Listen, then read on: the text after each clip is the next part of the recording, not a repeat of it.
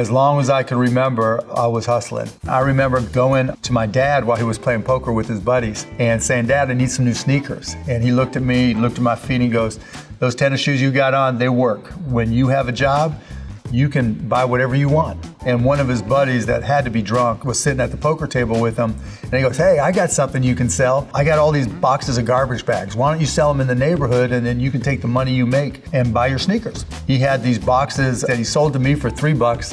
I sold them for $6, but it went like this. "Hi, my name is Mark. Do you use garbage bags? I've got a great deal for you, and every time you need garbage bags, all you ever have to do is call me, and I'll put them in the back of my wagon, and I'll bring them right down to your house." That was my first business, the world's first, probably only, garbage bag door-to-door subscription company. As I started to get older and got into high school in particular, I realized that high school wasn't my jam, that I wanted to learn as much as I could about business. I started taking classes at night at the University of Pittsburgh when I was 16.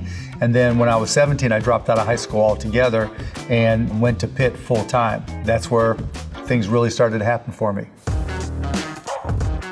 I never ever thought in terms of money, okay, I need to make millions. I always thought in terms of time. Has always been my driving motivation. How can I control my own destiny? How can I control my own time? I started a company called Micro Solutions, and from there we just grew and grew and grew and ended up selling that. And that's how I got my first stacks. So here's the rundown of when I sold Micro Solutions for $6 million. So $1 million went to employees, $2 million to a partner I brought in, $2 million to me. I live like a student, but the first thing I did was buy a lifetime pass on American Airlines, and I just went all around the world taking friends and partying like a rock star. Other than the Air Pass, I wasn't just buying shit. I was saving it. I could have gone out and bought a bigger house, bought a nicer car. I didn't care. What it bought me was freedom. I never thought I was going to work again. I'd made a ton of money in the stock market. I was worth $20+ million. Life was good.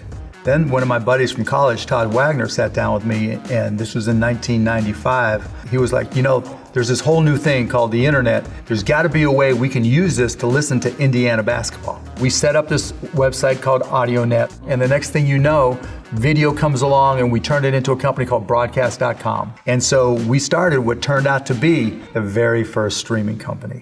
On July 18th, 1998, we went public, and we're guessing, you know, what's the stock gonna open at? And I was the high, I'm thinking $33. Shit goes $62.75. All of a sudden, I'm worth $300 million plus.